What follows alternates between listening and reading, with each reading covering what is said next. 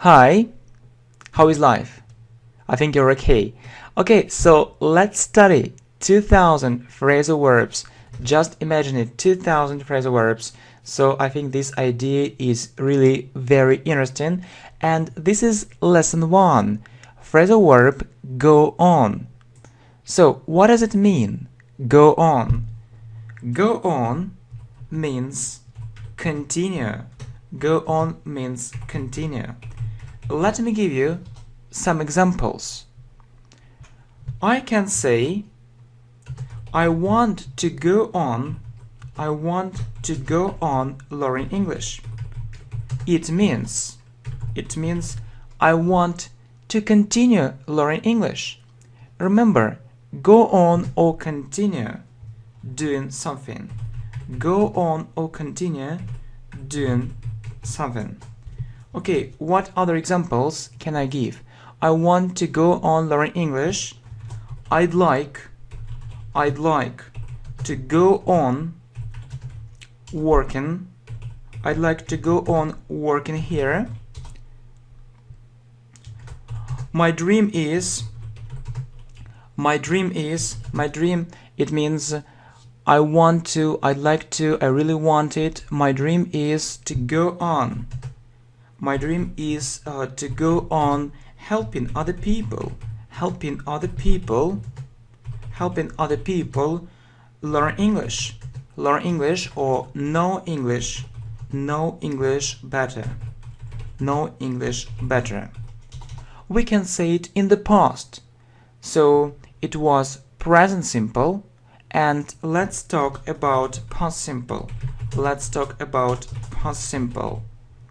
For example, I can say, I went on studying there. We went on. Remember, go on doing something. So went on doing something. We went on discussing that problem, or we went on talking about that problem. Okay, right. Okay, what other examples can we name? I'll go on. Yeah, future simple. Let's talk about the future. I'll go on learning English. On the channel. What channel? English Professionally. I'll go on learning English on the channel English Professionally. Okay, right, so very interesting. We also use this phrasal verb if we want to show some interest during the conversation. So to continue doing something, and also we use it to show some interest. Some kind of interest during the conversation.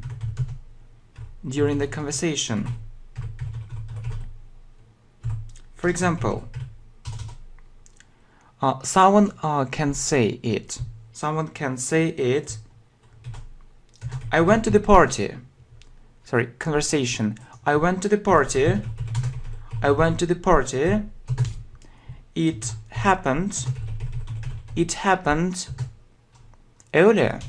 I went to the party. It happened earlier, and it was very strange.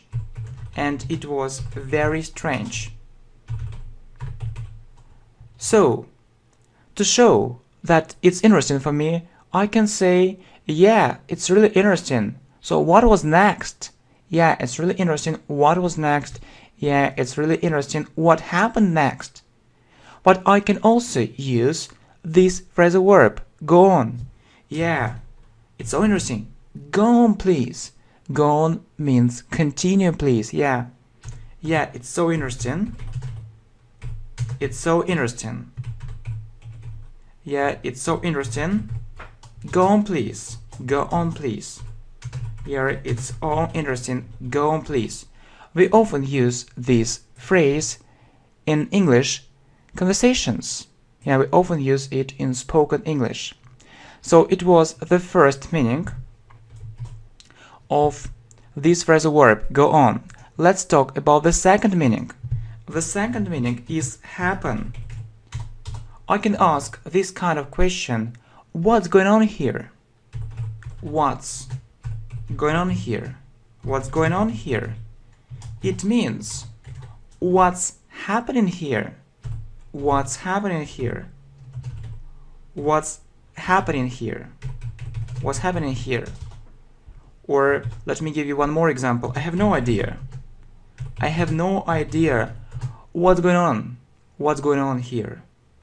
What's going on here? Or I have no idea what's happening here. And we often use this phrasal verb go on. I mean, when we want to say go on holiday, go on holiday, when we want to have a holiday, go on holiday, and go on a diet, go on a diet, go on a diet. Right. So let's look at some other examples. So you see, I work a lot, I work a lot, I really need to go on holiday. I really need to go on holiday. I work a lot. I really need to go on holiday. I need to have a rest. I need to have a rest. I need to have a rest. And go on a diet. So I think I need to lose weight. I think I need to lose weight. I am fat a bit. I am fat a bit. So I'll go on a diet. I'll go on a diet. I hope it will help me lose weight. So I'll go on a diet. Yeah, absolutely right. Very good phrases. Okay, well done. Well done. Let's go on. Really, let's go on. It's a very good phrase. Let's go on. It means let's continue. Let's go on. Okay, so to sum up, or in conclusion, we can say, to sum up, this phrasal verb has three main meanings. To sum up, this phrasal verb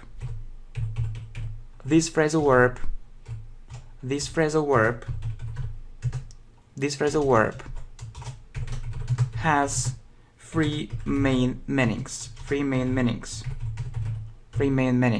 So in my opinion, so the first one, continue. For example, how are you going to learn English? How are you going to learn English? How are you going to learn English? So one possible answer, I think I'll continue doing it on the channel, or I think I'll continue learning English on the channel. It really helps me. I think, or I suppose I'll continue learning English. I'll continue learning English on this channel. It really helps me. Yeah, the first meaning is continue. So the second meaning means happen. So how do you find the party? How do you find the party? How do you find the party? It means, so what do you think about the party? It's difficult. I don't really know. I have no idea what's going on here. I have no idea what's going on here. What's going on here? And one more example. Right, one more example. Okay, well done. Let's go on. Really, let's go on. It's a very good phrase. Let's go on. It means let's continue. Let's go on. Okay, so to sum up, or in conclusion, we can say, to sum up, this phrasal verb has three main meanings. To sum up, this phrasal verb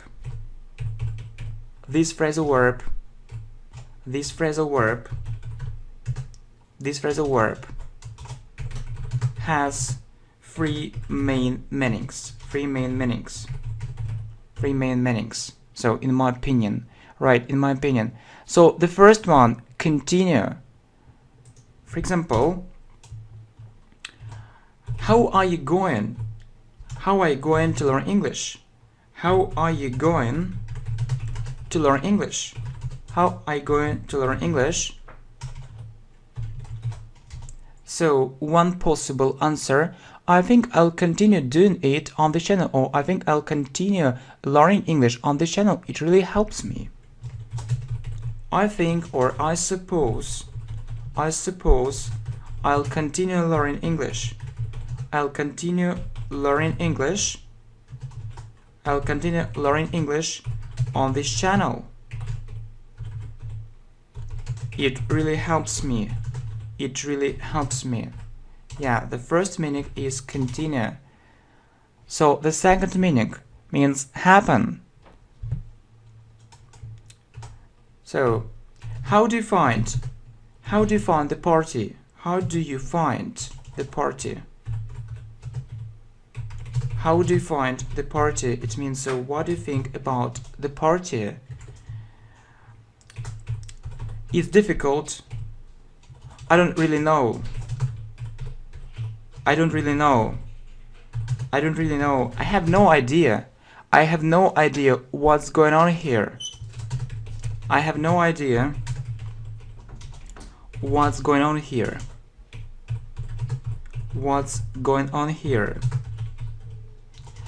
And one more example.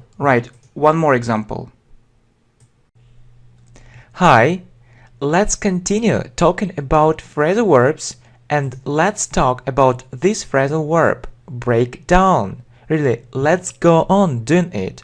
We studied this phrasal verb, go on, in the previous lesson. Please have a look and also watch.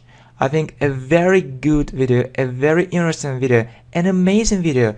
250 phrasal verbs. Watch all this playlist. I think it can really help you. Okay, anyway, let's talk about this phrasal verb, break down. What does it mean? So, if something breaks down, it stops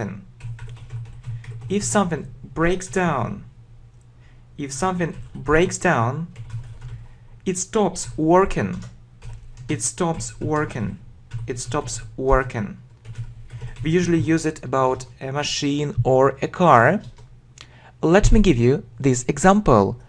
The car stopped working.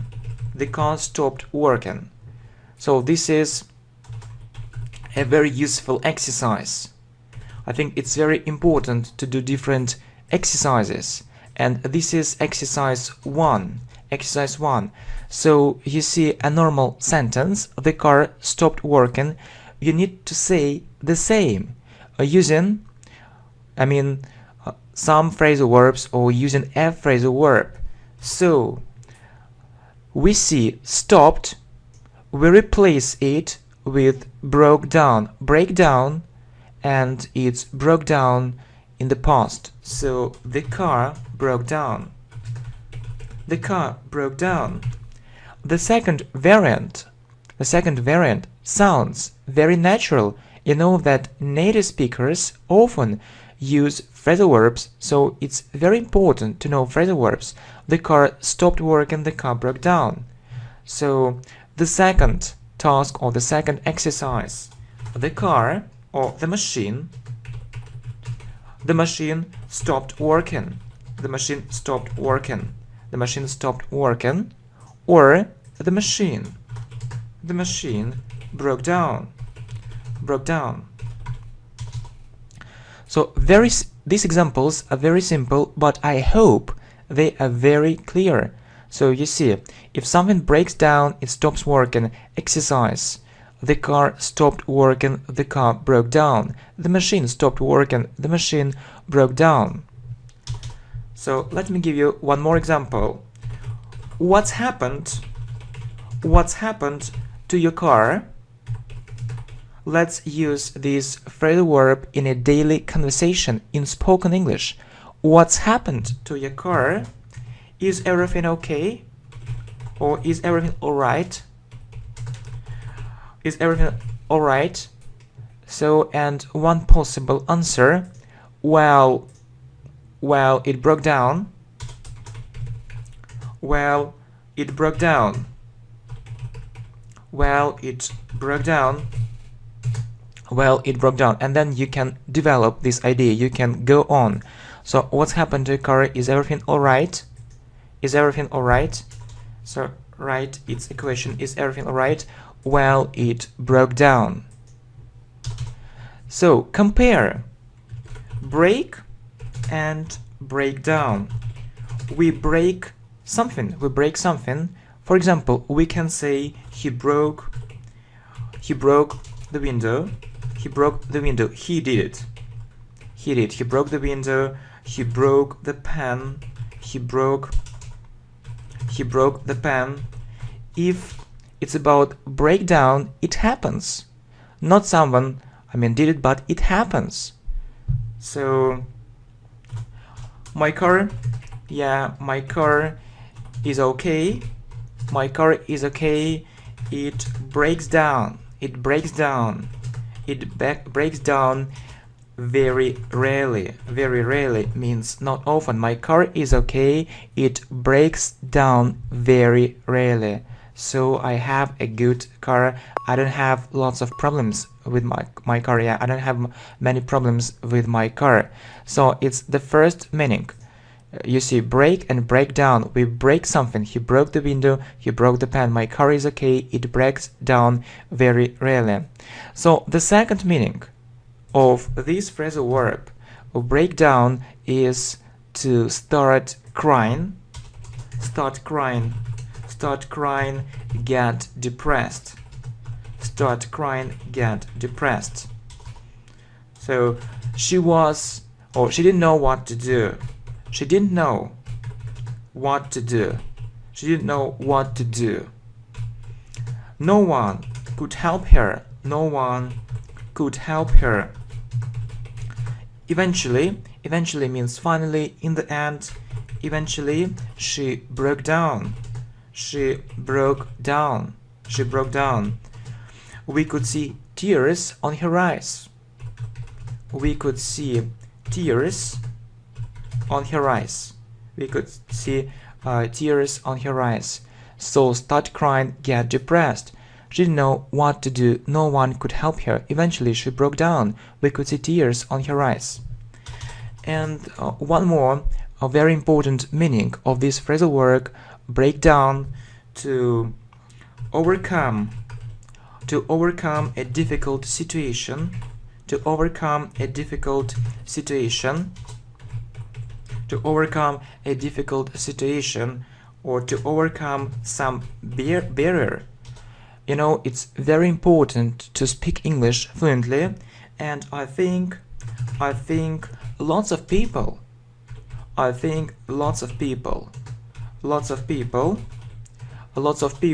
want to speak English naturally, without any problems, naturally and fluently. Lots of people want to speak English naturally and fluently. So, and the exercise is the following.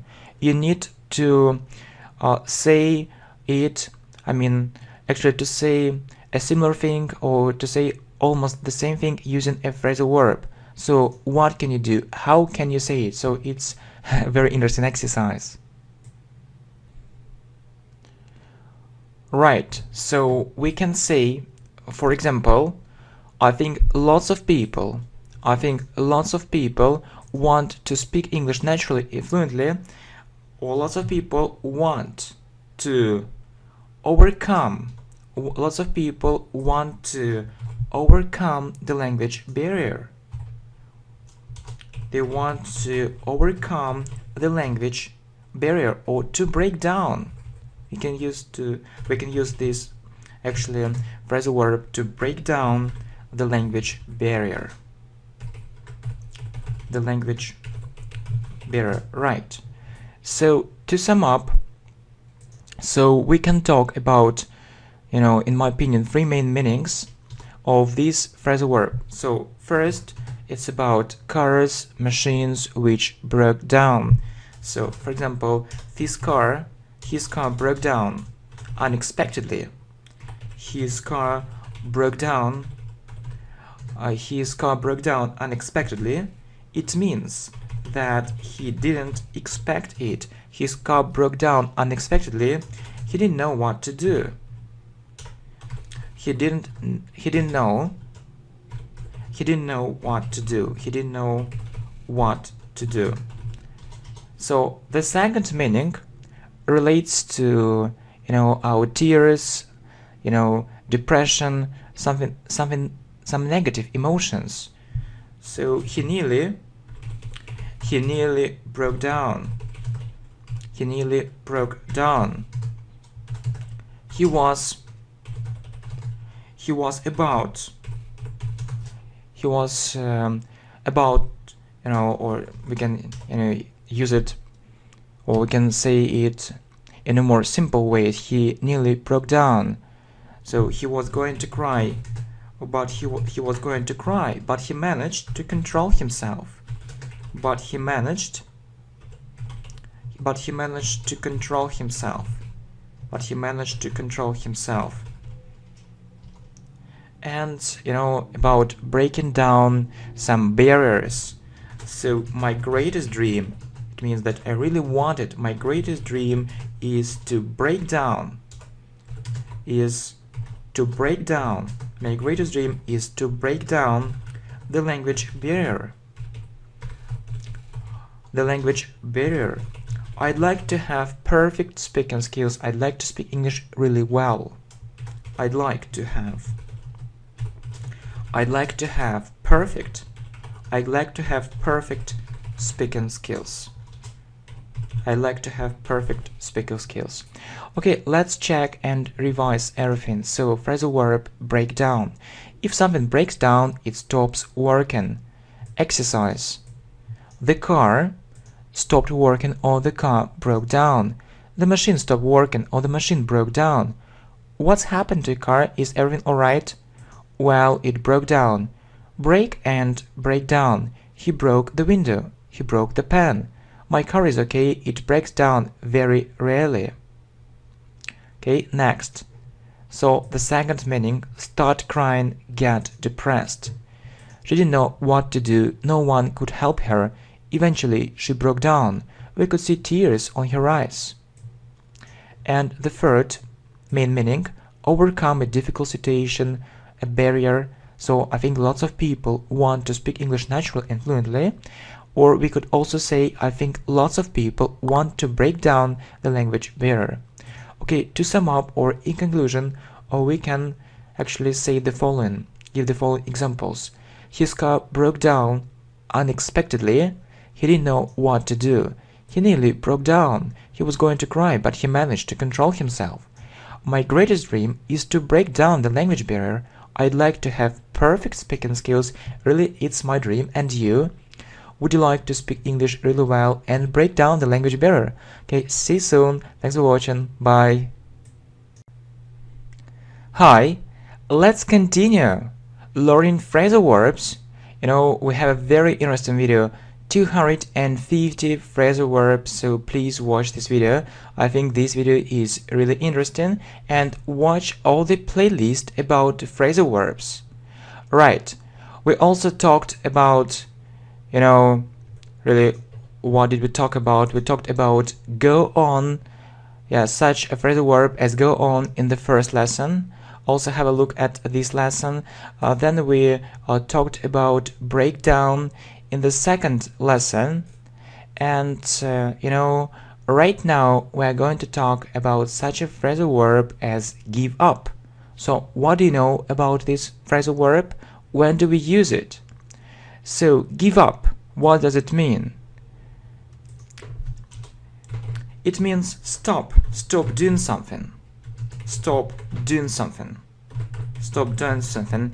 Usually, so when you did something regularly and you stopped it.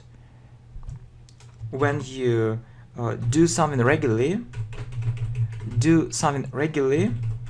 when you do something regularly and you stop doing it, so it's the main meaning of this phrasal verb. You know, I played tennis. I played tennis a lot.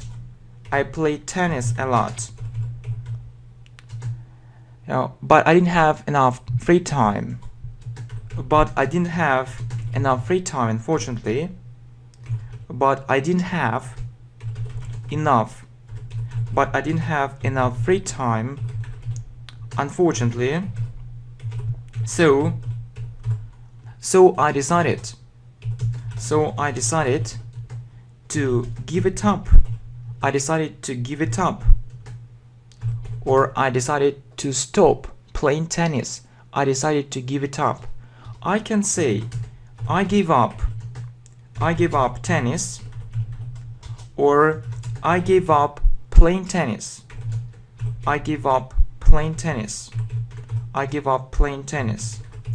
Remember, give up doing something. It's like stop doing something. Right, we say stop doing something, or give up doing something. Yes, absolutely right. So give up means to stop doing something, do something regularly and you stop doing it. I played tennis a lot, but I didn't have enough free time, unfortunately, so I decided to give it up. Examples. Right, so you can see the examples. More examples. I give up tennis, or I give up playing tennis. Give up doing something, or stop doing something. Remember these phrases. What other examples can we name or can we give? Let's do some exercises. I stopped playing baseball. So you need to say the same using a phrasal verb. So how can you say it in English correctly? Instead of stop, you use give up. I give up playing baseball. One more example. So let's continue doing this exercise. I stopped playing chess.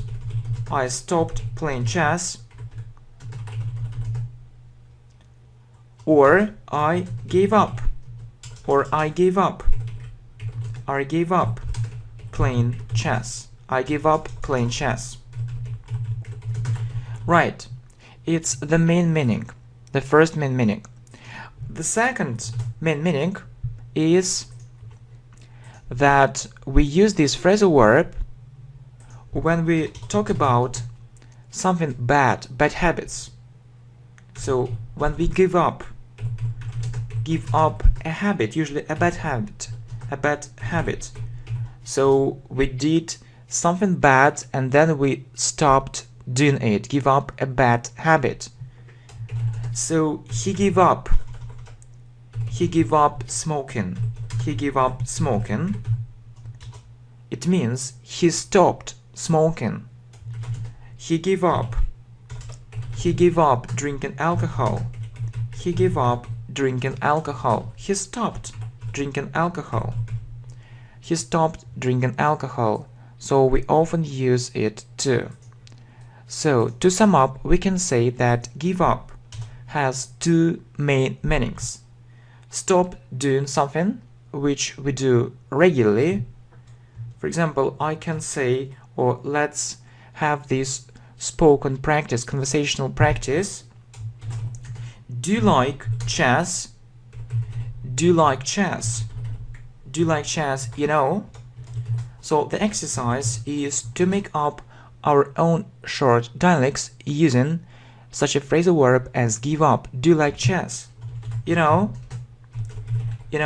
I used to play it. I used to play it. I give up chess. I give up chess when I was 15. I really think this game is very interesting. I really think this game is very interesting. I really think this game is very interesting. Right, next. So, did you stop smoking? The second dialogue. Did you stop smoking? Did you stop smoking? Yeah, it's quite, or it's rather difficult. It means it's really difficult. It's rather difficult to give it up. It's rather difficult to give it up. It's rather difficult to give it up. I'd like to do it. It's rather difficult. It's rather difficult to give it up. I'd like to do it. I'd like to do it. It's in my plans. It's in my plans. It's in my plans. Right. So you see. Okay, so do you like chess? I used to play it. I gave up chess when I was 15. I really think this game is very interesting. Did you stop smoking? Yeah, it's rather difficult to give it up. I'd like to do it. It's in my plans. Okay, I have one question for you. What's the opposite phrasal verb? What's the opposite phrasal verb? What's the opposite phrasal verb? Or can you name, a phrasal verb which has the opposite meaning? What's the opposite phrasal verb? Phrasal verb. When you start doing something. So we're talking about, something which you stop doing. So what we start doing something, it's take up. Take up. Sorry. It's take up. Yeah, absolutely correct. It's take up. You can say I took up. I took up tennis. Or I took up playing tennis. It means the opposite thing. I took up playing. I took up playing tennis. It means the opposite thing. I started playing tennis. And don't forget to use the ing form. Give up doing something or take up doing something. Okay, let's have a look at everything. Let's check everything and revise it. So the first meaning, stop doing something, do something regularly and you stop doing it. I played tennis a lot, but I didn't have enough free time, unfortunately, so I decided to give it up. Examples: I gave up tennis, I gave up playing tennis. Give up doing something or stop doing something. Remember, give up doing. Verb plus ing. Exercises. Exercises. I stopped playing baseball or I give up playing. I give up playing baseball. I stopped playing chess or I give up playing chess. Give up a bad habit. He gave up smoking. He gave up drinking alcohol. Do you like chess? I used to play it. I gave up chess when I was 15. I really think this game is very interesting. Yeah, so it was the first situation or the first conversation. The second one is the following. Did you stop smoking? Yeah, it's rather difficult to give it up. I'd like to do it. It's in my plans. What's the opposite phrasal verb? It's take up. Remember this phrasal verb. So I took up tennis or I took up playing tennis. Okay, thanks for watching. Thanks for your support. See you soon. Bye. Hi, let's continue learning phrasal verbs. Right, we're going to talk about such a phrasal verb as take up. We have a very interesting video 250 phrasal verbs. Please have a look, and you can also watch the whole playlist about phrasal verbs. I think it is really very useful. Yeah, so if we look at the previous lesson, the third lesson, we're talking about a phrasal verb, give up. So do you remember the meaning of this phrasal verb? Give up. Let's remember it. So if you give up something, you stop doing it. Stop doing it. Stop doing it. The opposite phrasal verb is take up. If you start doing something regularly, you can say, I took it up. Take up, right. Take up something means start doing something regularly. Start doing something regularly. Let me give you some examples. I can say, I started playing tennis regularly. I started playing tennis. I started playing tennis regularly. Or instead of started, we can use, or we could use, took up. I took up regularly. I took up playing tennis regularly. We can say, I took up playing tennis. I took up playing tennis regularly. I took up playing tennis regularly. It means I started doing it regularly. We often use this phrasal verb when we talk about different hobbies. I took up tennis. I took up tennis. It means I started playing tennis, or it can be another hobby. I took up chess. I took up volleyball, right? I took up badminton. I took up badminton, and so on. I took up badminton, and so on. Or, for example, you started learning English regularly. You can say, I took up English. I took up English. However, we often use a verb after this phrasal verb. So please remember this rule. Take up something, or take up doing something. Take up doing something. It's the same as, give up is the same as give up something or give up doing something. So if you don't have a verb, you say, take up something. If you have a verb, please don't forget to use ing. Take up doing something.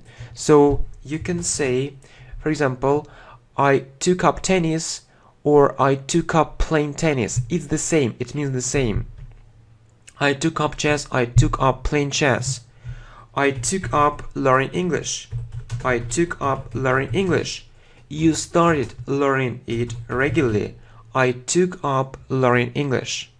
I took up learning English, right? So, well done. So let's have a look.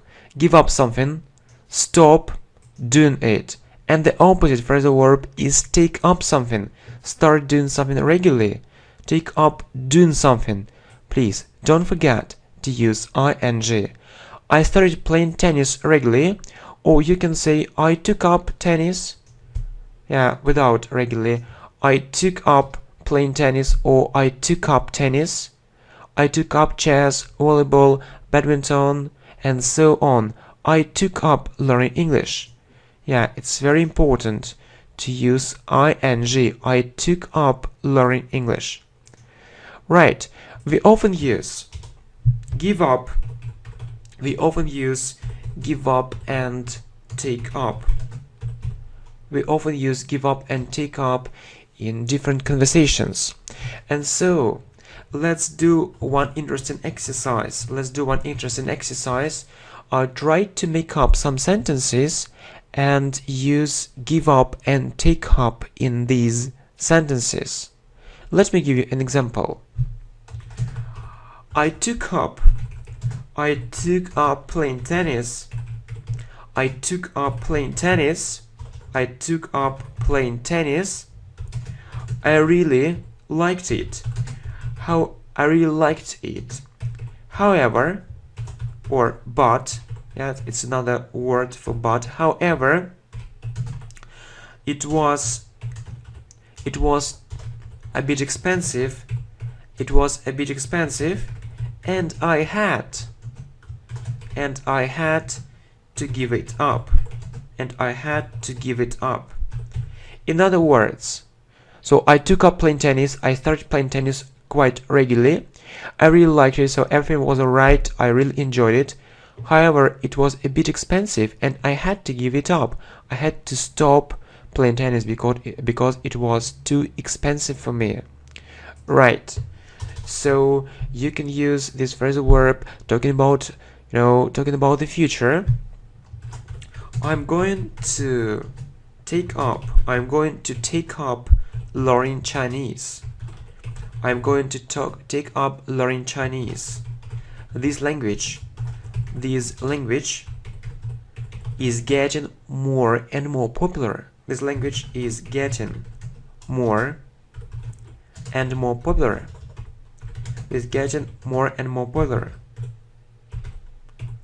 So yeah, one more example.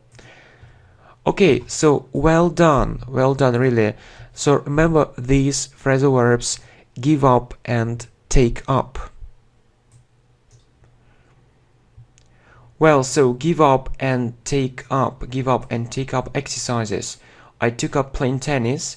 I really liked it. However, it was a bit expensive and I had to give it up. I'm going to take up learning Chinese. This language is getting more and more popular. Yeah, and let's look at one dialogue. So, would you like to have more hobbies? Would you like, to have more hobbies? It's a question. Would you like to have more hobbies? Why not? So, why not? I think it's a good idea. I'd really like to take up tennis. I'd really like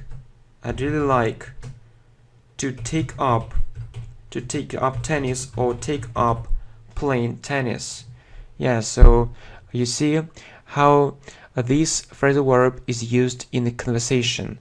Would you like to have, or in a short dialogue, would you like to have more hobbies? Why not? I think it's a good idea. I'd really like to take up tennis. So, you see, give up something, stop doing something, take up something, start doing something regularly, take up doing something and give up doing something.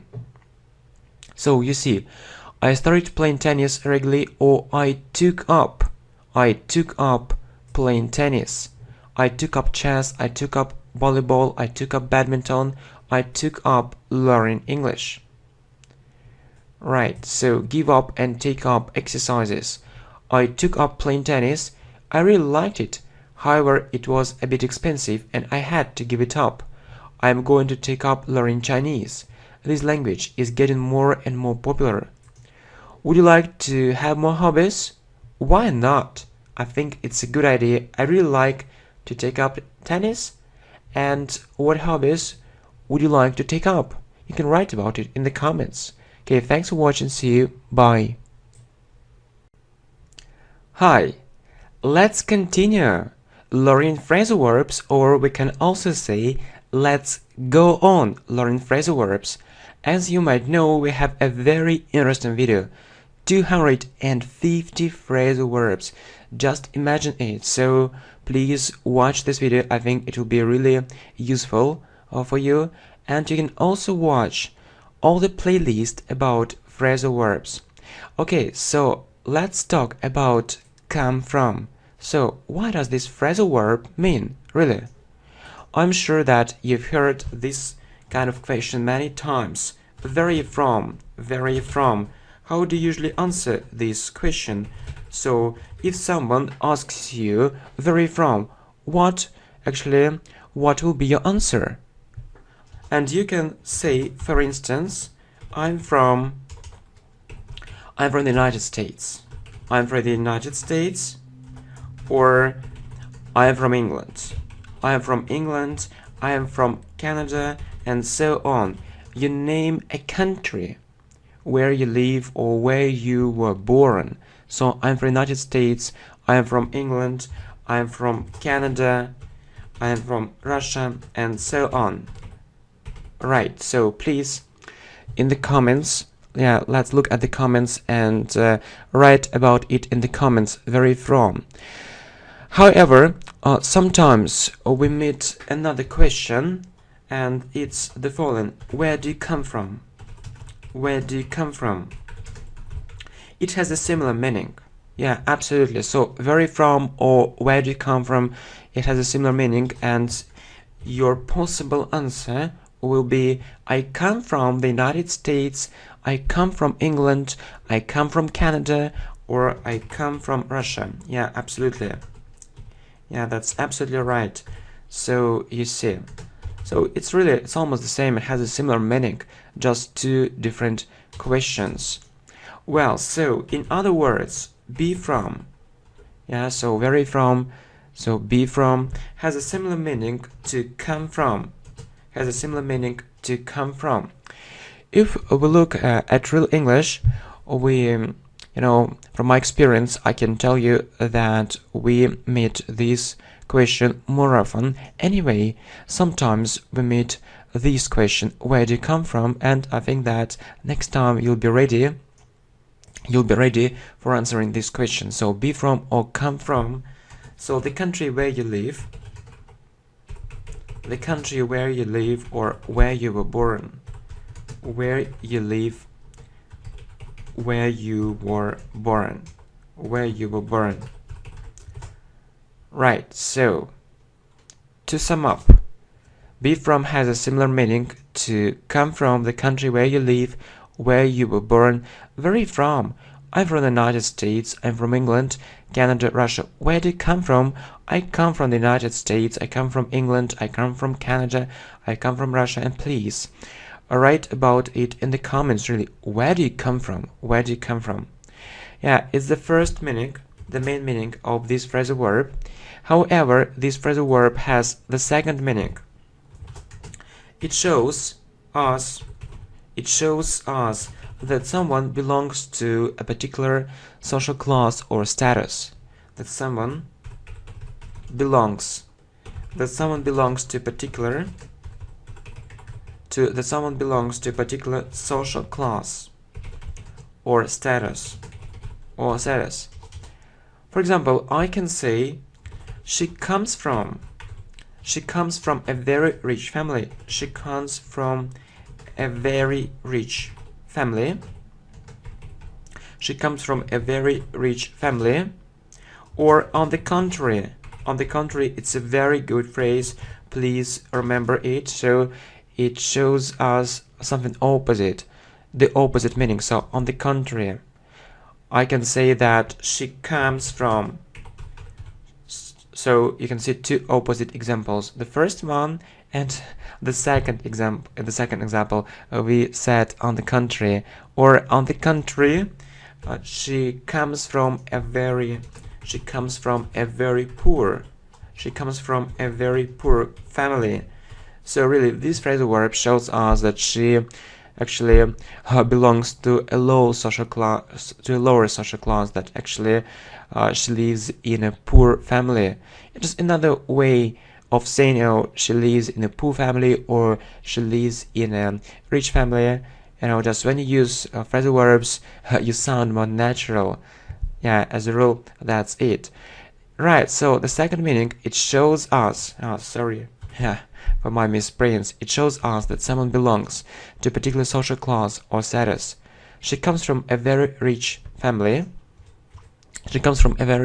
Or on the contrary, she comes from a very poor family. Okay, let's check everything and let's revise everything. So, come from. Be from or come from. The country where you live, where you were born. Where are you from? I'm from the United States. I'm from England. I'm from Canada. I'm from Russia. Where do you come from? I come from the United States. I come from England. I come from Canada. I come from Russia. And the second meaning.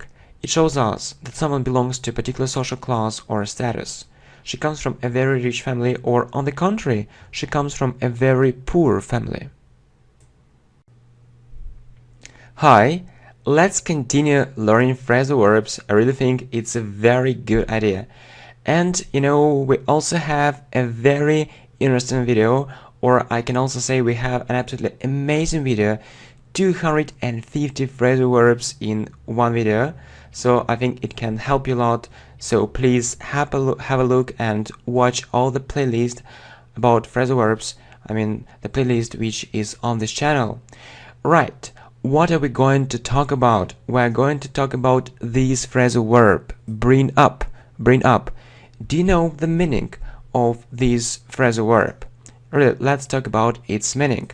So bring up means, what does it mean? Bring up means to look after a child until he or she becomes an adult. It's the main meaning. So look after, in other words, look after a child until he or she becomes an adult. So it's the meaning of this phrasal verb. Let me give you an example, and I think that it will be more clear for you. Right, so his parents died when he was young. His parents died. His parents died when he was a small boy. When he was a small boy.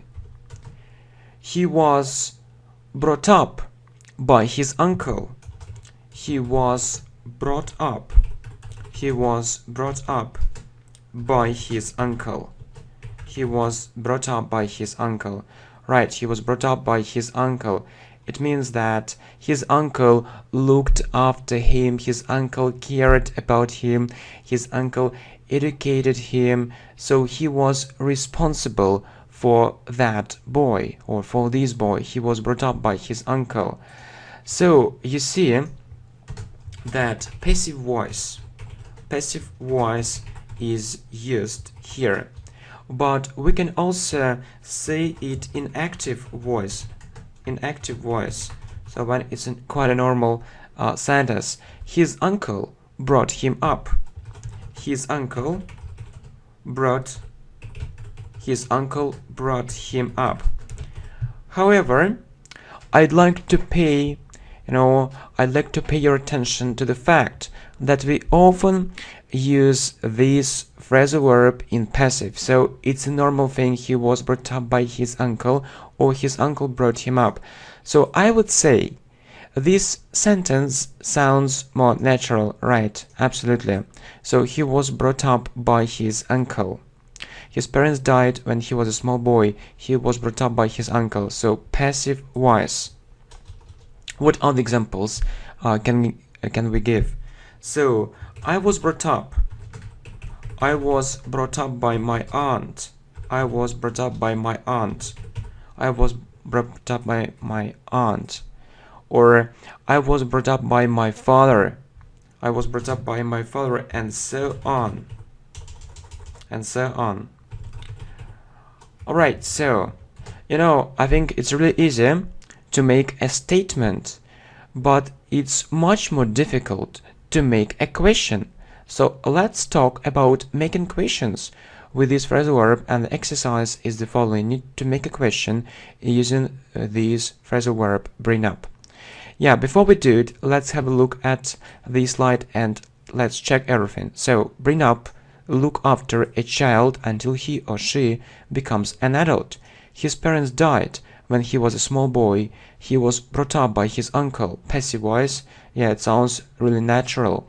His uncle brought him up. Active voice. And some more examples. I was brought up by my aunt. I was brought up by my father. So let's talk about making questions. Were you brought up? Were you brought up by your uncle? It's a question. Were you brought up by your uncle? Were you brought up by your uncle? Right, so were you brought up by your uncle? Were you brought up by your aunt? Were you brought up by your father? Were you brought up by your mother? And so on. So different questions can be asked. I think you should also know this phrasal verb grow up. Grow up, I mean that we often use this word grow about different objects. For example, compare the sentences. He grows vegetables. He grows vegetables in the garden. He grows vegetables in his own garden. In his own garden. When talking about people, we normally we don't say grow, we say grow up. So I grew up. Some students say I grew in Russia, or I grew in, I grew in Spain, I grew in Italy. In fact, you should say I grew up. So don't forget about this thing, up, this small thing, but very important thing. So I grew up in Spain, I grew up in Russia and Italy. So yeah, you say, so I grew up. And where did you grow up? It's a very good and common question. Where did you grow up? Where did you grow up? If someone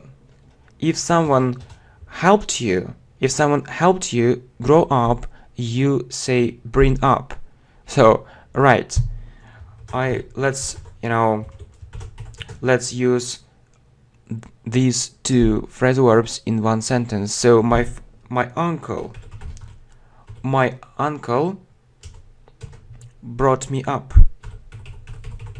My uncle brought me up. My uncle brought me up. Or I was brought up. I was brought up by my uncle. I was brought up by my uncle. I was brought up by my uncle. He helped me grow up. Yeah, so you see that these two phrasal verbs are used in one context. I was brought up by my uncle. He helped me grow up. Right, so if we say, or if we meet such a phrasal verb, bring up, it means that someone helps another person grow up. Yeah, so please keep in mind these two phrasal verbs, bring up and grow up. Right, so bring up, it's about bring up and grow up. I hope that's more or less clear. So, were you brought up by your uncle? Bring up and grow up. He grows vegetables in his own garden. And also, it's about grow and grow up. Grow and grow up. He grows vegetables in his own garden. Where did you grow up? I grew up in Spain. I grew up in Russia. I grew up in Italy. I was brought up by my uncle. He helped me grow up. That we can say he helped me to grow up, or he helped me grow up. So both these variants are correct. However, we often meet help somebody do something without to. Okay, and the second main meaning of this phrasal verb bring up means bring up a subject. Bring up a subject, or in other words, to mention it. Mention it. To mention it. To talk about it. To talk about it. Okay, so as for me, or personally, it's another word for as for me. Personally, I wouldn't like to bring up this subject right now. I'd like to talk about another thing. Yeah, so personally, I wouldn't like to talk about this subject right now, I would like to talk about the subject right now. I wouldn't like to bring up. I wouldn't like to bring up. I wouldn't like to bring up the subject right now. So let's do it later. Let's do it later. Let's do it later. Well, so, and some conversational practice. So it's also very important. Okay, so where did you grow up? Where did you grow up? Where did you grow up? I grew up in Italy. I grew up in Italy. I grew up in Italy. In Italy, oh yeah. I grew up in Italy. Were you brought up by your parents? Were you brought up? Were you brought up by your parents? Were you brought up by your parents? Right. Right means yes. Right. Right. So, and one more example.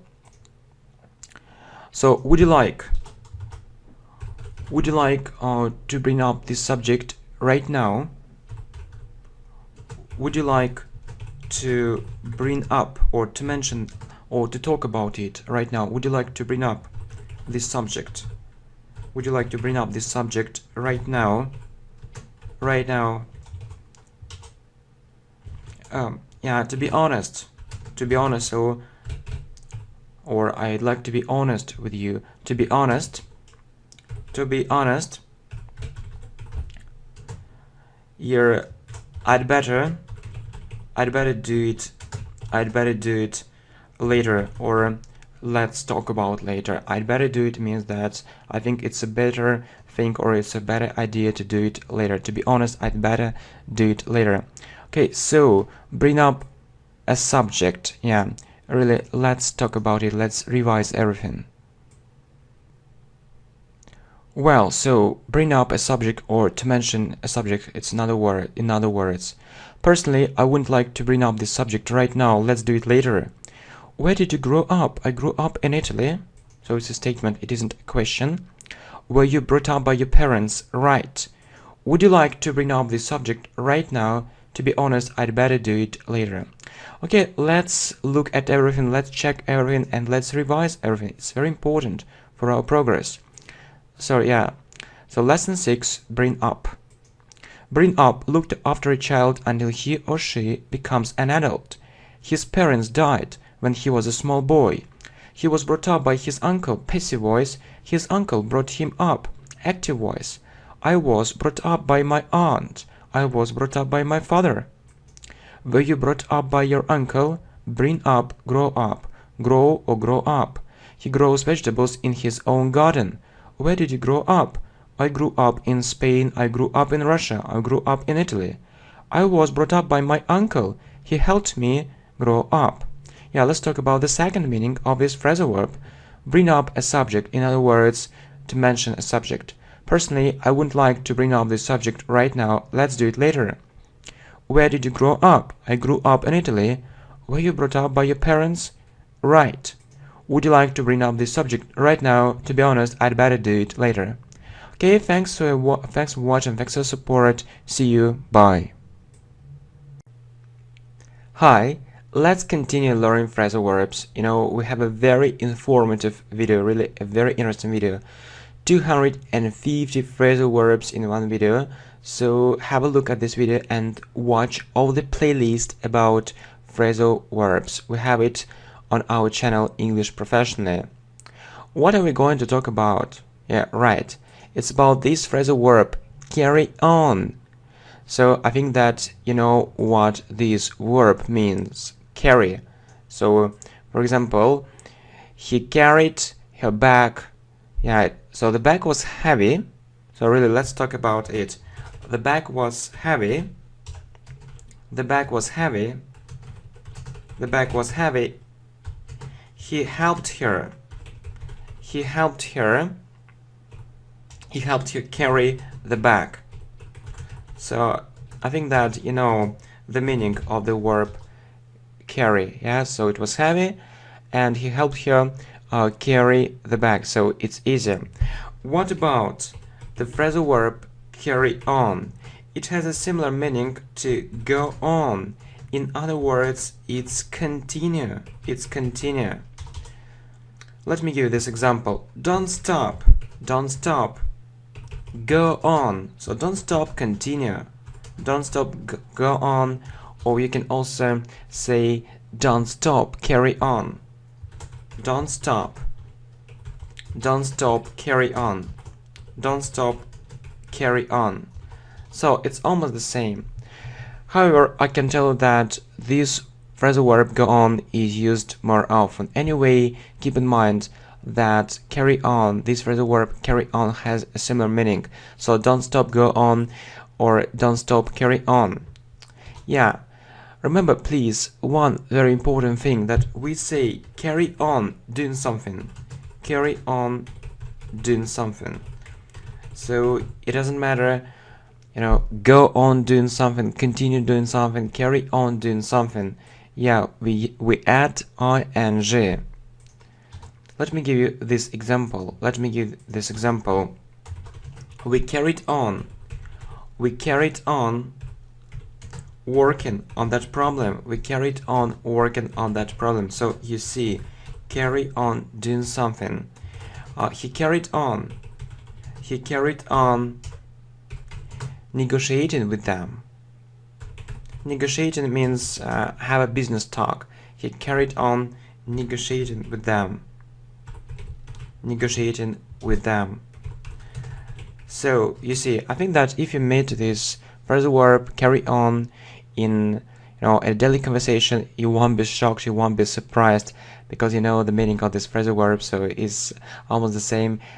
It's almost the same as such a phrasal verb as go on. So very similar meaning. It has a very similar meaning. Just the fact is that we use this phrasal verb go on more often. So you see, the bag was heavy. He helped her carry the bag. So we can say he helped her to carry the bag, or we can also say it without to. It's also correct. He helped her carry the bag.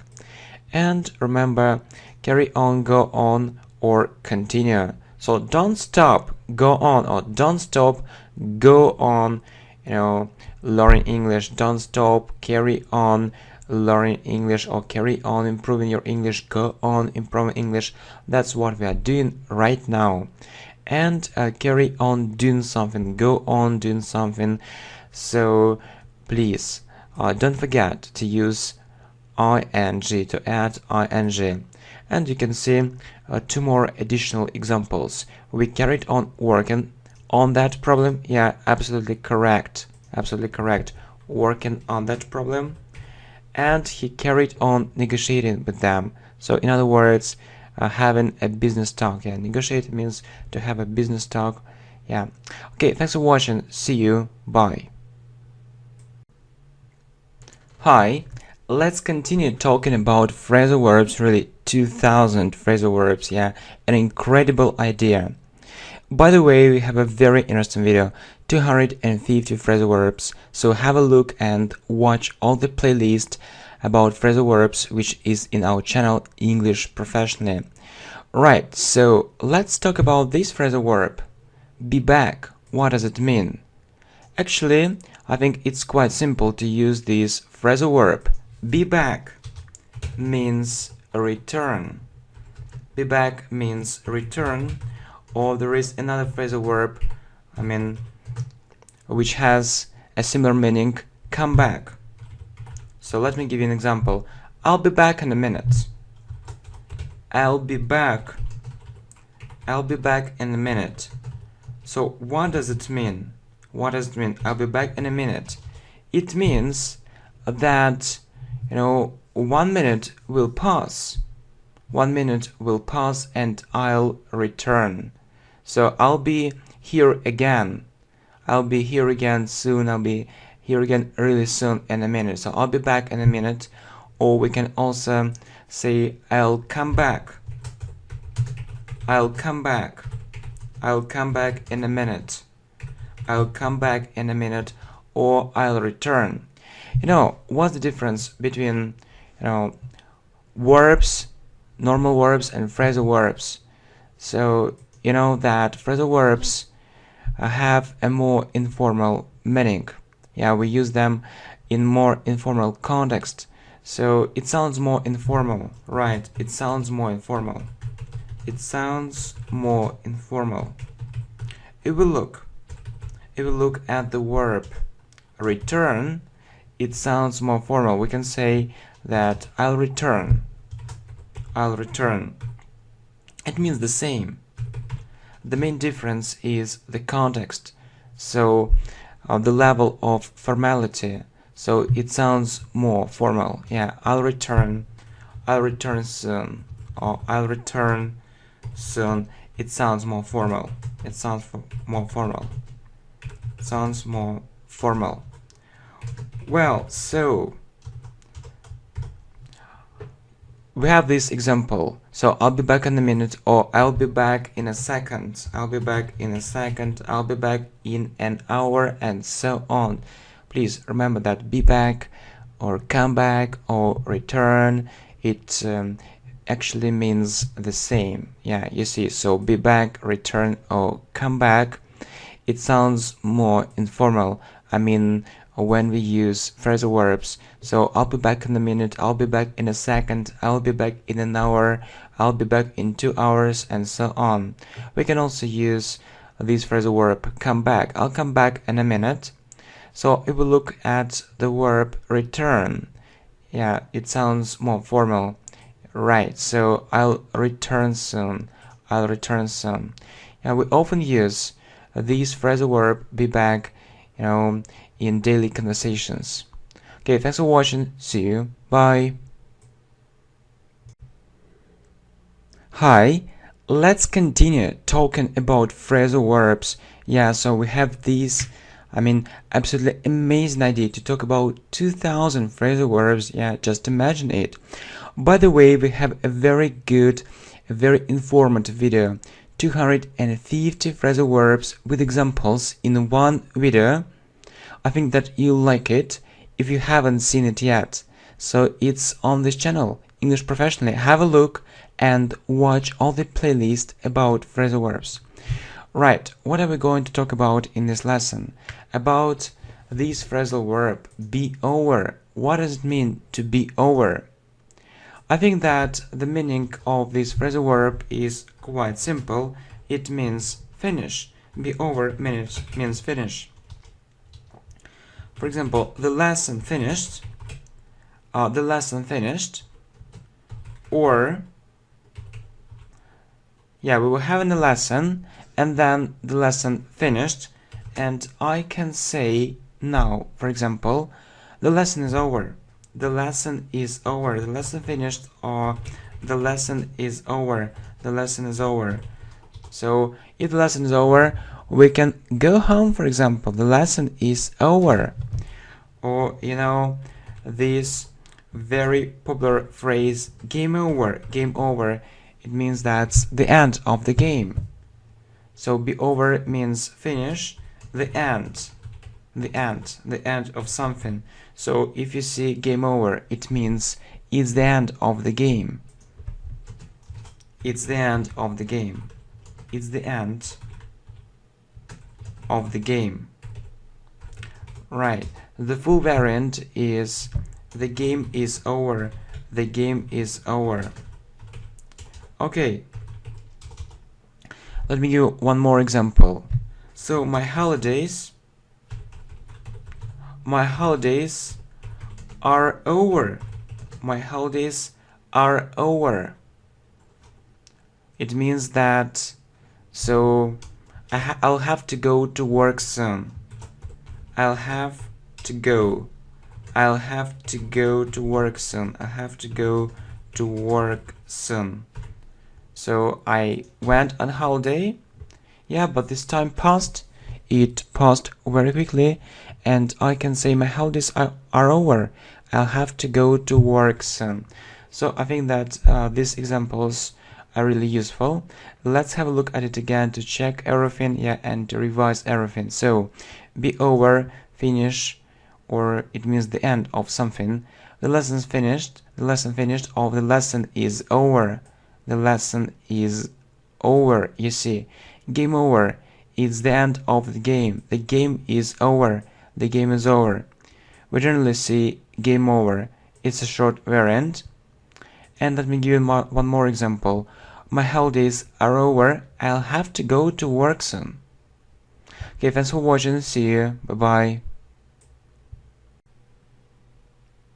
Hi, welcome to the channel English Professionally, and let's continue learning English phrasal verbs, and let's talk about such a phrasal verb as catch up. So really, what does it mean?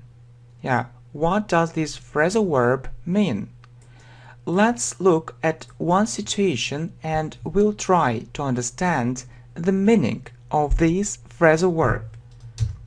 For example, I was ill. I didn't go to school. I didn't go to school. I didn't go to school. I didn't go to school. I need to catch up with my classmates. I need to catch up. I need to catch up with my classmates. I need to catch up with my classmates. So, really, let's repeat it. I was ill. I didn't go to school. I need to catch up with my classmates. So, it means to have the same level as others. To have. So, the meaning is to have the same level as others. To have the same level as others. You want to improve the situation. You want to improve the situation. You want to improve the situation. In other words, you want to make the situation better. In other words, you want to make the situation better. Yes, and you remember, so really I hope so, that we have an amazing video. Yeah, 250 phrasal verbs. Please have a look, and I really hope you'll enjoy it. So this video is quite long but very informative. Yeah, so it's out on our channel English Professionally. So you want to make the situation better, right? You see, I was ill. I didn't go to school. I need to catch up with my classmates. So one more. Let me give you one more example. Let me give you one more example. Let me give you one more example. I try to study very hard. I try to study very hard. But my group mates,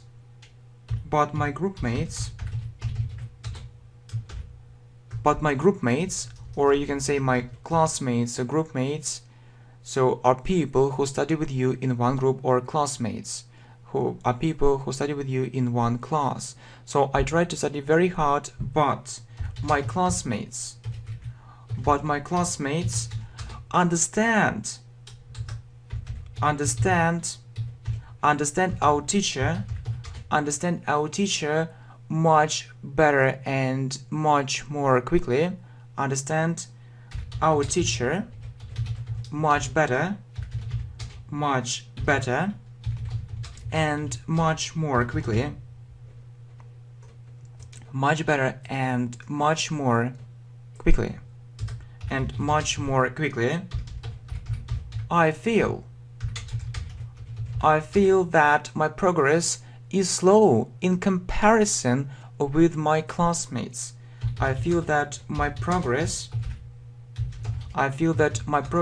is slow in comparison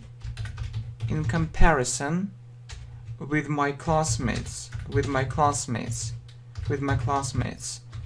So I need to catch up with them. I need to catch up with them. I need to catch up with them. I need to catch up with them. Right. So catch up with, or we can also use keep up with. Keep up with. We can say I need to catch up with them or I need to keep up with them.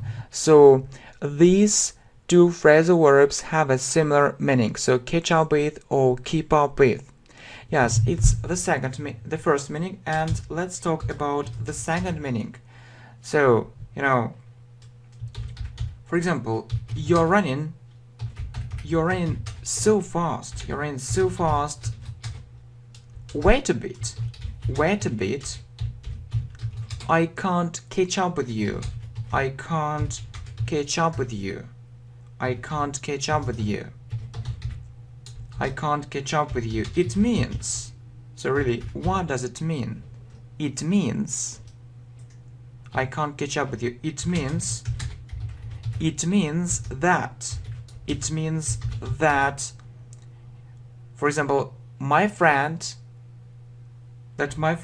runs faster than me, and I can't run as fast as he does.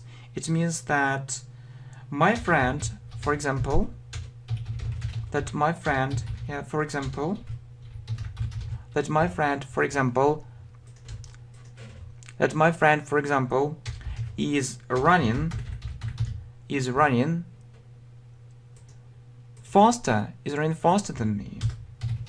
faster than me, and I can't run as fast as he does, and I can't run as fast as him or as fast as he does. Okay, and some exercises for you. Yeah, so do you often have to catch up with other people? Do you often have to catch up? Do you often have to catch up with other people? When was it last time? When was it last time? When was it last time? So yes, it's the first question, and the second question and the second task, you have to answer this question. So did you have to catch up with your classmates at school? Sometimes did you catch up? Let's make it shorter. Did you catch up? Did you have? Yeah, it's better. Did you have? So when you had to do it, so you missed something and you had to do it. Did you have to catch up? Did you have to catch up with your? Did you have to catch up with your classmates? Or did you sometimes have? Did you sometimes have to catch up with your classmates? So it's very good for speaking practice. So you can write, it in the comments, and we'll have a look, right?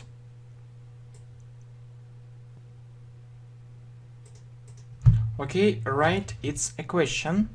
So let's check it. So exercises. Do you often have to catch up with other people? When was it last time? Did you sometimes have to catch up with your classmates? Okay, let's look at everything again. So it's very important for our progress. Okay, so yeah, 2000 phrasal verbs, lesson 10, catch up. I was ill, I didn't go to school. I need to catch up with my classmates. It means to have the same level as others. You want to improve the situation. You want to improve the situation In other words, you want to make the situation better. Let me give you one more example. Yeah, sorry. Actually, I'm recording it without any kind of preparation because I really believe that it's much more effective for our progress. So, it's like a real lesson. So I don't like teaching and looking at something at the same time. So reading and teaching is so boring. So I prefer real lessons. And I'm sure that it's better for your progress. So that's why I'm doing it. So misprints, yeah, they can happen from time to time, but it's okay. So we are revising it and we are correcting. So really, if we see something wrong, we correct it. So let me give you one more example. I try to study very hard, but my classmates understand our teacher much better and much more quickly. I feel that my progress is slow in comparison with my classmates, so I need to catch up with them, catch up with or keep up with. And the second meaning, you're running so fast, wait a bit, I can't catch up with you. It means that my friend, for example, is running faster than me and I can't run as fast as him. And some exercises for your speaking practice. Do you often have to catch up with other people? When was it last time? You sometimes have to catch up with your classmates. Okay, thanks for watching. See you, my friends. Good luck. Bye. Hi, welcome to the channel English Professionally, and let's continue learning phrasal verbs. We have an amazing video, really a very interesting video, 250 phrasal verbs. So if you haven't seen it yet, please have a look. Really, this video is very informative and useful. It's full of extremely useful information, so I'm sure you like it. And you can also watch all our playlist about phrasal verbs, so it can be very helpful too. Okay, by the way, let's talk about fill in. What does it mean, fill in? It means to complete. Fill in means complete. Complete empty spaces. Complete empty spaces. So, and there is another word for space. It's place or space. So these words are very similar. So fill in complete empty spaces. For example, you have an exercise which you need to do. I'm afraid. Then there is an empty space, and so one word, spiders. So I'm afraid, and you need to choose the right preposition. So what preposition is correct? Really, what preposition is correct? Or she is interested. Then you need to choose the right preposition. And music, she is interested in music. So exercise. So, it can be written this way. Fill in the gaps. We call these empty spaces gaps, or fill in the missing words. Fill in the missing words. You see, fill in the missing words. Fill in the gaps or fill in the missing words. Really, what words are missing? And let's do it. So I'm afraid, we know that we say afraid of something or something. So the right answer is I'm afraid of spiders. Yeah, absolutely correct. And she is interested in.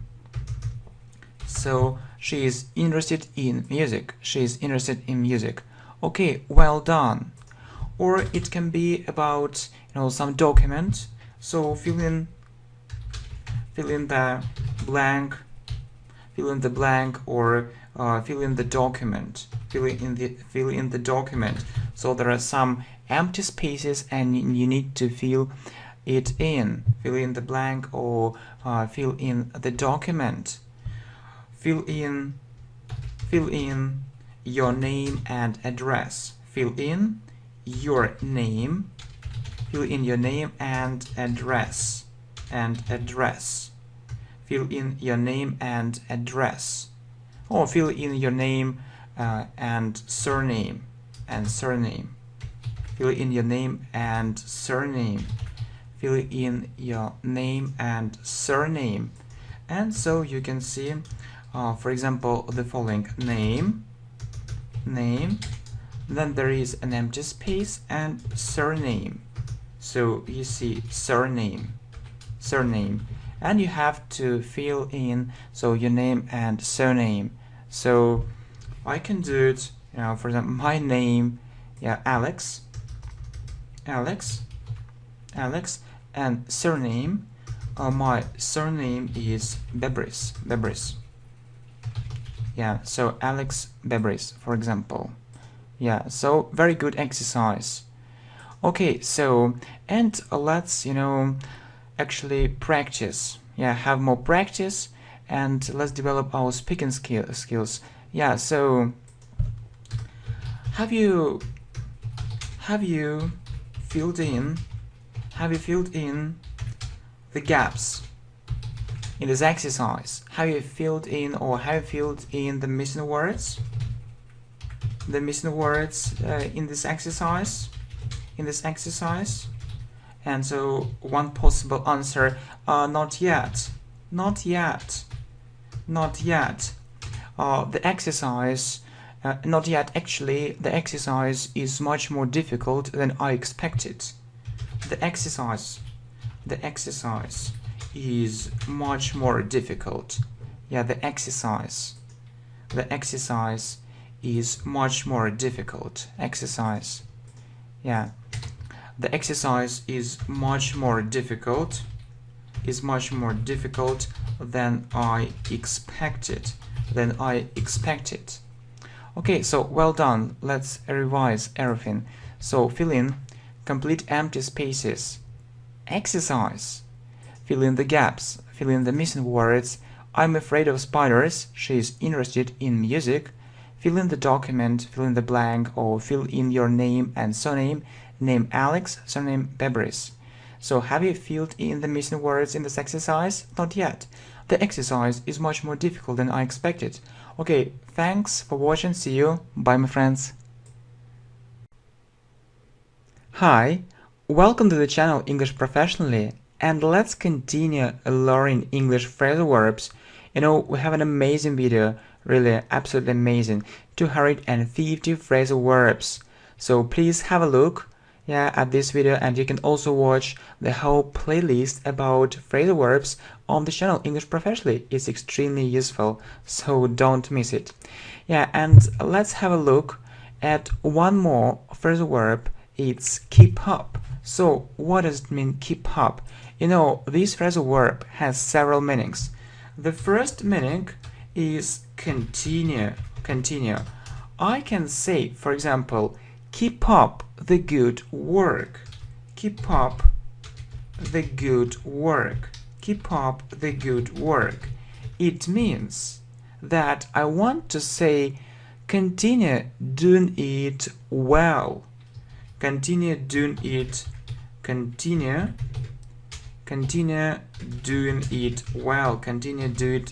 well. So, and let's remember one more phrasal verb which has a similar meaning. So it's go on. We often use this phrasal verb to say continue. So go on doing it. Actually, the phrasal verb go on is more common.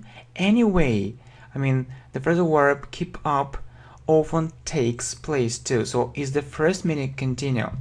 The second meaning is often very widespread, is often very common. It means, to reach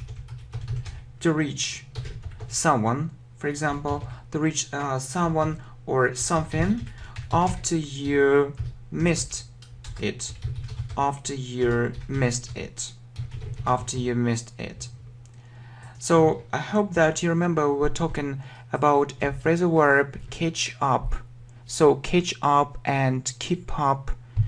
We often say catch up with, or keep up with. Actually, they are more or less the same. Keep up with. So let me give you one interesting example. I was ill. Yeah, so obviously, in other words, clearly, or it's always, it's clear. Obviously, I didn't go to school. I didn't go to school. I have to keep up with the rest of the class. Or I had, yes, if it's about the past, I had to keep up. Or I had to catch up. With the rest of the class. Rest of means with the other part, with the rest of the class. Yeah, let's look at this example, at this situation one more time. So you see, I was ill.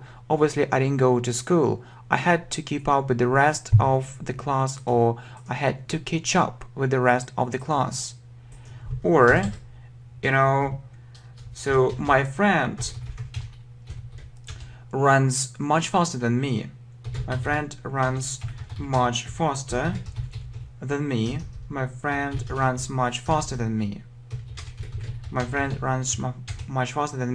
I can't keep up. With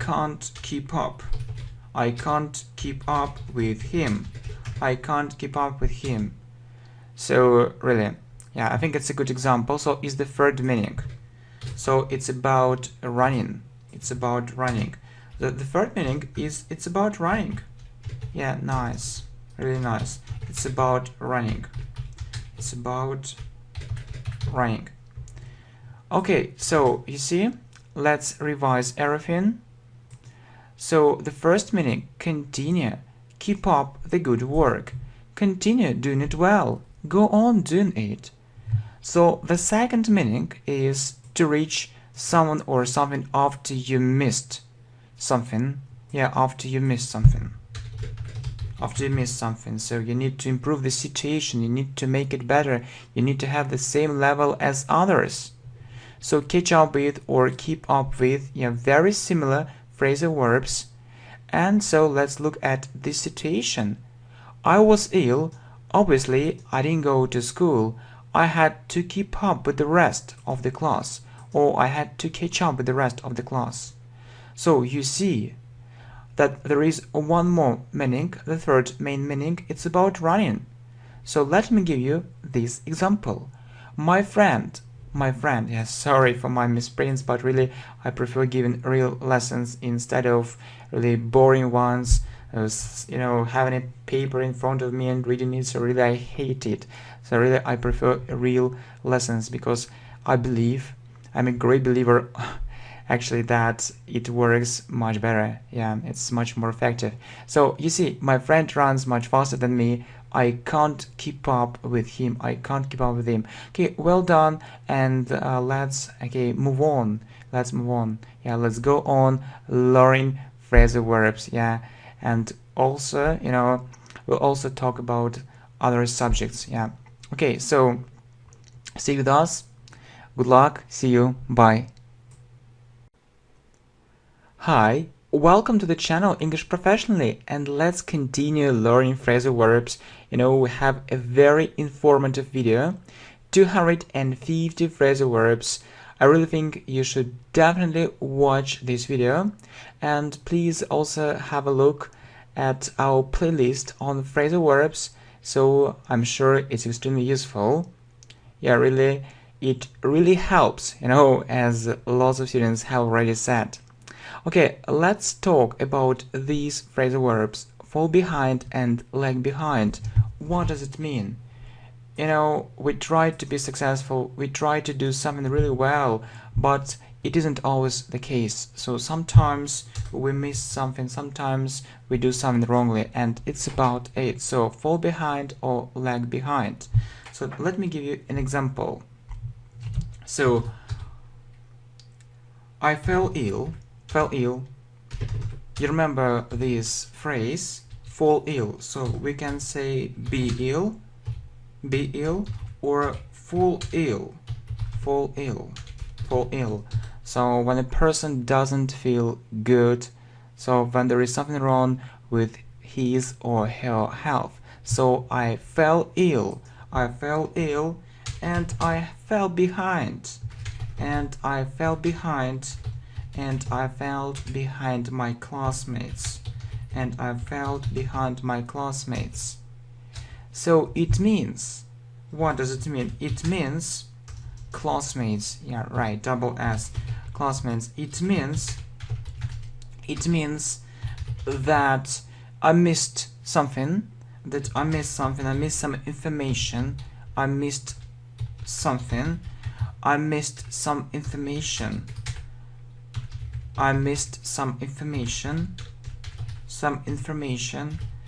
and I need to improve the situation, to make it better,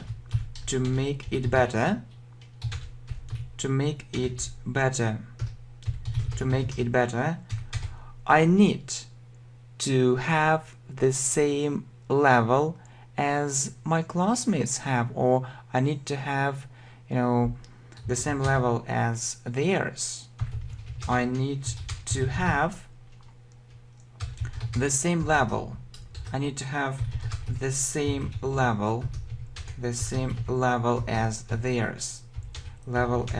theirs. Okay, so we can say, right, so I fall behind, or there is another phrasal verb which has a similar meaning, so lag behind. But you know, actually, the second phrasal verb is used less commonly used, right? So we mostly use fall behind. Anyway, we sometimes meet lag behind. So I can say I fell behind, or I lagged behind. So the situation is clear. Okay, be ill or fall ill. I fell ill and I fell behind my classmates. Or I fell ill and I lagged behind my classmates. So what does it mean? It means that I miss something, I miss some information, for example, and I need, sorry for my misprints. So, and I need to improve the situation, I need to make it better, I need to have the same level as theirs, I need to have the same level as my classmates have. So really, you know, for example, I think that we need one more example. We learn Chinese very intensively, or I can say we are learning. So if it's about the present time, the present period of time, so we should use present continuous. We're learning Chinese very intensively. The language is rather difficult, or the language is really difficult. Do you speak Chinese? I can speak Chinese a bit. 你好 means hi. 你好 再见 means bye. 再见 Okay, we are learning Chinese very intensively. The language is really difficult.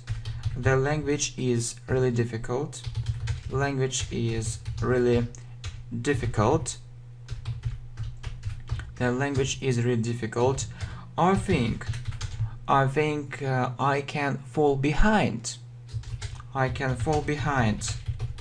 can fall behind with the rest of the group.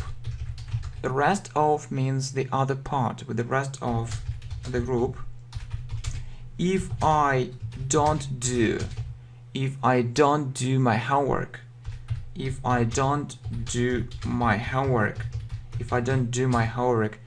So it means, or lag behind, so it means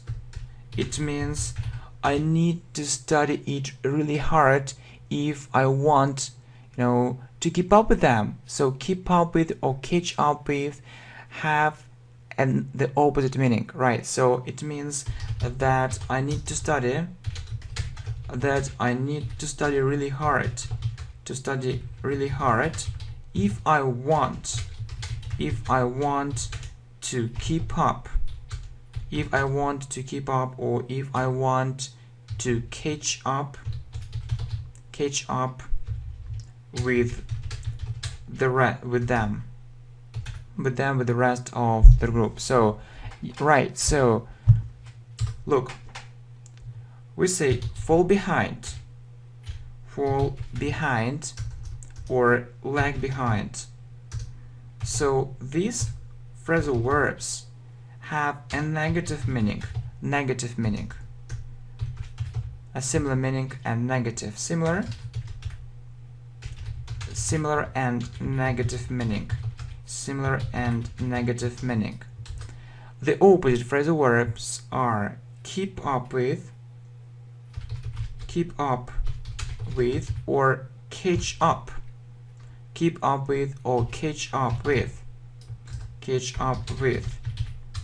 The opposite phrasal verbs,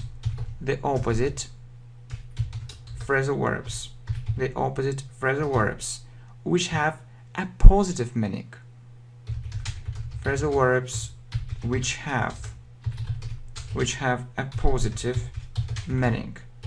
which have a positive meaning, Right, okay, let's revise everything. Be ill, fall ill. I fell ill and I fell behind. With. We don't forget to use with.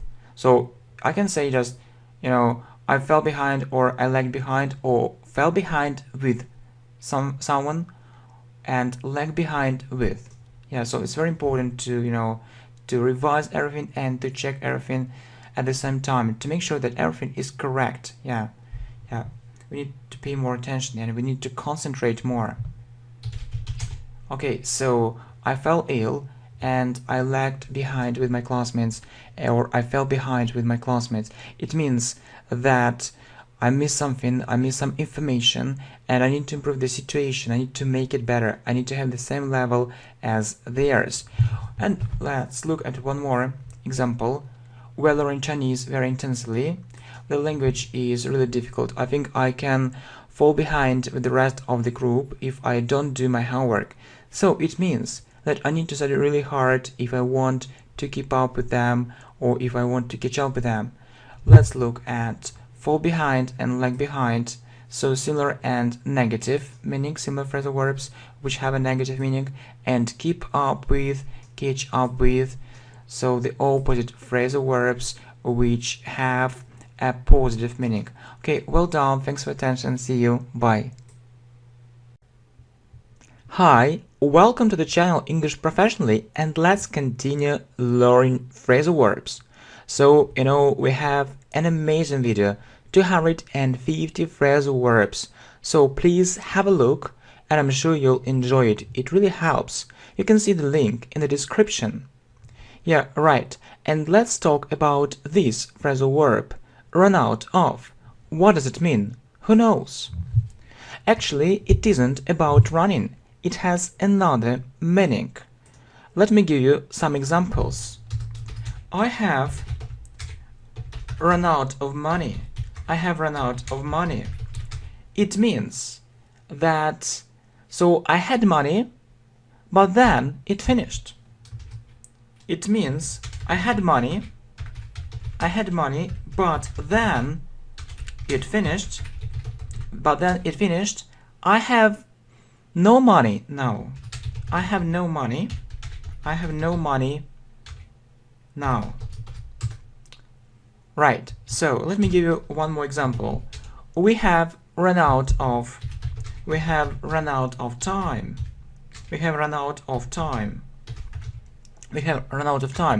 It means that we don't have time. We have no time. We have no time. Our time finished. Our time finished. These words the teacher can say. The teacher often says these words at the end of the lesson.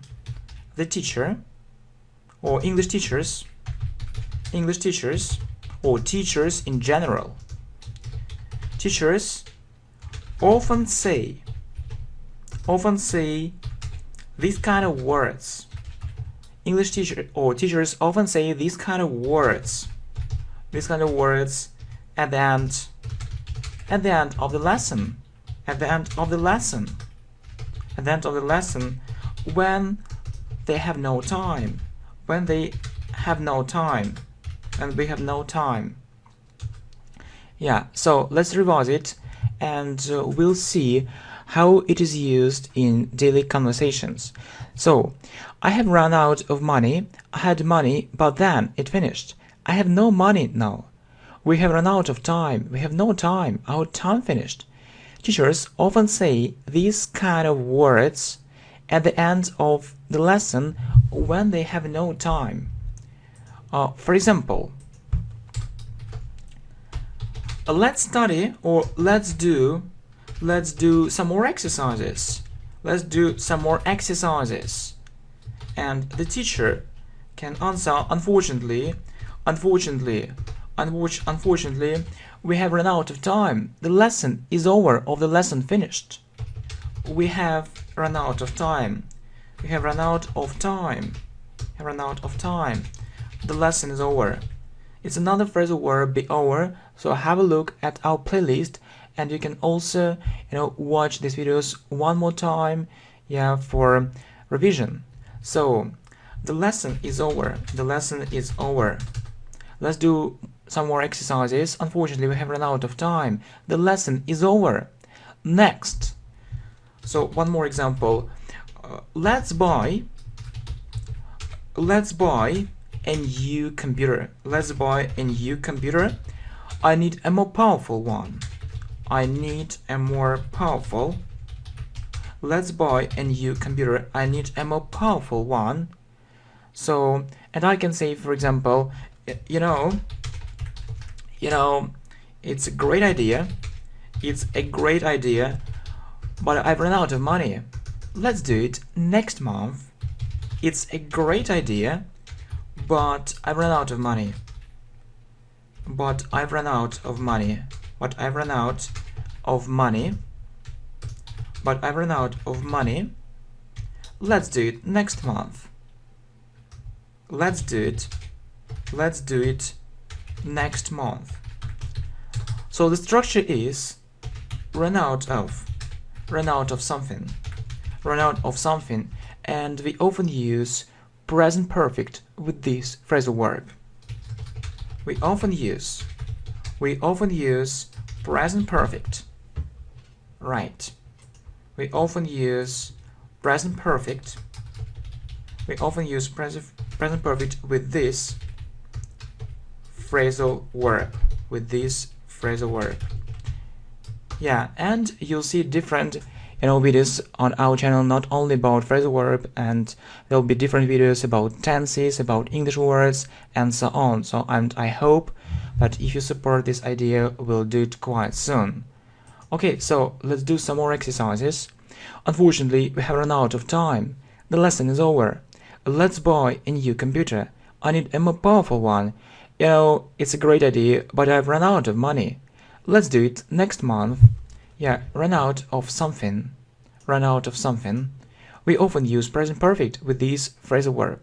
Okay, and let's revise everything. Let's look at all these things one more time. You see, I have run out of money. I had money, but then it finished. I have no money now. We have run out of time. We have no time. Our time finished. Teachers often say these kind of words at the end of the lesson when they have no time. So, examples. Let's do some more exercises. Unfortunately, we have run out of time. The lesson is over. Yeah, so the first situation. It's the first situation, the first conversation, the next conversation. Let's buy a new computer. Let's buy a new computer.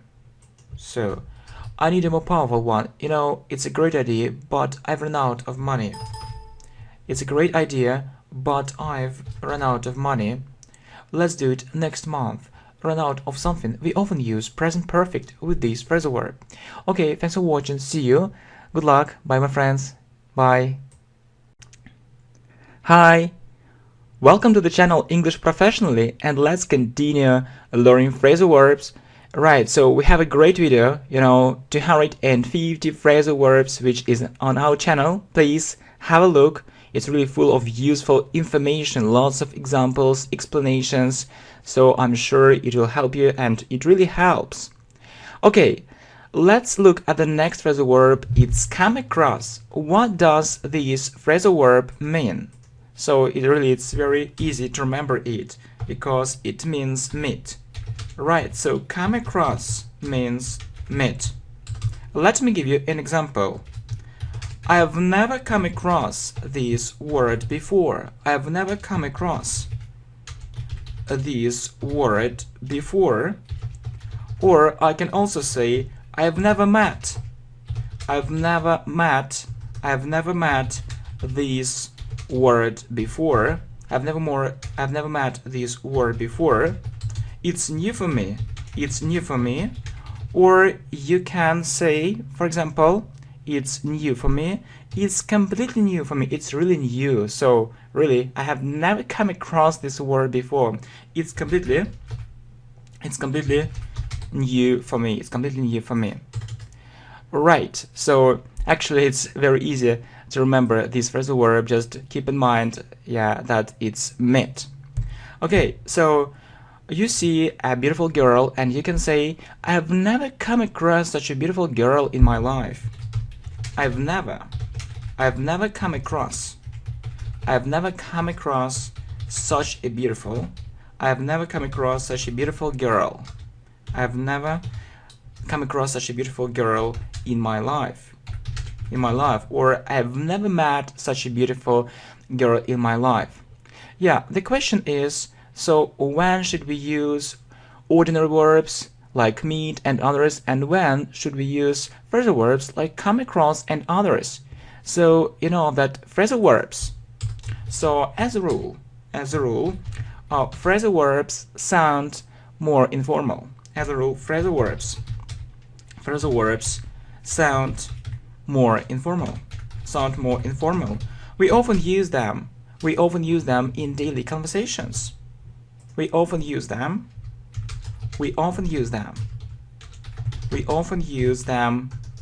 okay, sorry, really sorry. We often use them in daily conversations. Okay, so I know that we need more example. So would you like to write down this word? Would you like to write down this word?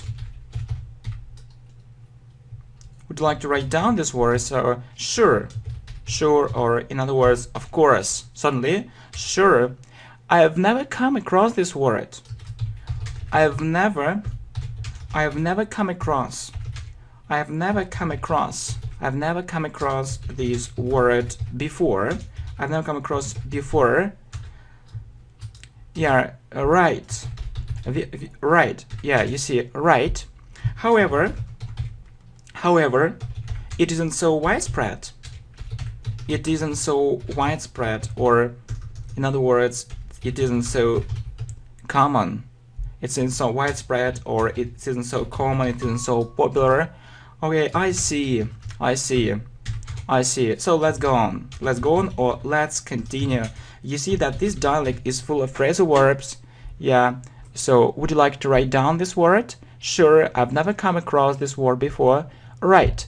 However, it isn't so widespread common. I see. So let's go on. Yeah, and I think it's a good idea to look, at this video course, 250 phrasal verbs, and learn all these phrasal verbs, with concentration, with attention, and you'll memorize it much better. Yeah, especially when different examples are given. It's what we have. Okay, revision. Yeah, revision. So come across means meet. I've never come across this word before. I've never met this word before. is completely new for me. I have never come across such a beautiful girl in my life. As a rule, phrasal verbs sound more informal. We often use them in daily conversations. Would you like to write down this word? Sure. I have never come across this word before. Right. However, it isn't so widespread, it isn't so common. I see. So let's go on. Okay, thanks for your attention, thanks for your support. See you. Bye, my friends. Good luck. Hi. Welcome to the channel English Professionally, and let's continue learning phrasal verbs, and we are doing it with great pleasure. Right, we have an amazing video, 250 phrasal verbs. Yeah, have a look, it really helps. So lots of examples, lots of useful information. So I'm sure, so it's so informative and useful at the same time. Okay, anyway, we have to go on and let's talk about this phrasal verb, come in. So you may think that it's very easy to actually understand this phrasal verb. However, it has several meanings. Yeah, let's talk about the meanings of this phrasal verb. So the first meaning is very simple. It means enter a room or a building. Enter a room or a building. So come in. It means come in. So when we say come in, it means come inside, come inside, or come into a room, or building or something. Yeah, the main difference between the verbs enter and come in is the following. Enter, so it sounds more formal,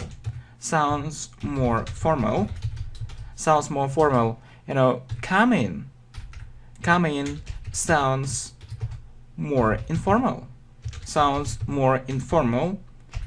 and it's more commonly used. Sounds more informal and it's more commonly used. It's more commonly used. And it's more commonly used. Yeah, it's a fact. So we often meet these phrasal verb. So he came in, it means that he entered something. He entered some place. He got into that place. He got into that place. Right. He got into that place. Right, so compare these phrasal verbs come in and come into. So when we say come into, we say come into something, come into some place.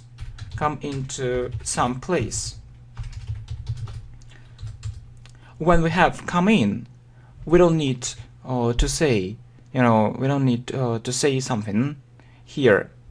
So he came in, or he came into the room. Yeah, if you want to say into the room, for example, to mention the room, the office, the building, so you need to use come into instead of come in. So he came in and he came into the room, he came into the office, he came into the building. Right, so the second meaning is to become fashionable, to become popular,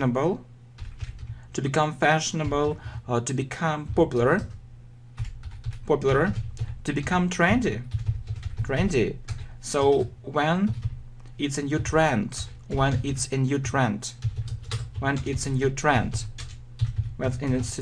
For example, this fashion, these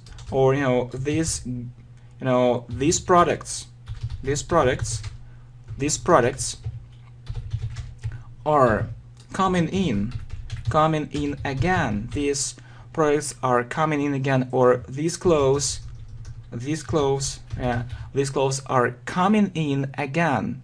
These clothes are coming in again. So it means these clothes these clothes are getting, or in other words, becoming popular again. So you see, these clothes are getting popular again, or these clothes are becoming popular again. Right, so compare come into something, into some place. He came into the room, he came into the office, he came into the building. Yeah, and the second meaning, so it's become fashionable, popular, and trendy when it's a new trend. So these clothes are coming in. Yeah, don't forget. Yeah, in. So these clothes are coming in again. These clothes are getting popular again, or these clothes are becoming popular again. And remember this phrase, come in handy. It means be useful. So I'm sure all these examples will come in handy. It means will come in handy. It means they'll be useful. Right, so these clothes are getting or becoming popular again. Come in handy, be useful. A very good phrase. So I'm sure all these examples will come in handy, they'll be useful. That's why we are here. That's why we are doing it. Okay, let's revise everything. Let's have a look at all these phrases and English words. You see, so enter a room or enter a building. Come in, come inside, come into a room, come into a building. Enter sounds more formal. Come in sounds more informal, and it's more commonly used. He came in, he entered some place, he got into that place. Compare come in and come into something or into some place. He came in, he came into the room, he came into the office, he came into the building. Yeah, the second meaning, become fashionable, popular, trendy when it's a new trend. So these clothes are coming in again. It means these clothes are getting popular again, or these clothes are becoming popular again. Yeah, and one more meaning, so a very useful expression, come in handy, means be useful. I'm sure all these examples will come in handy, they'll be useful. Okay, thanks for watching, see you, thanks for support, good luck, bye my friends, bye.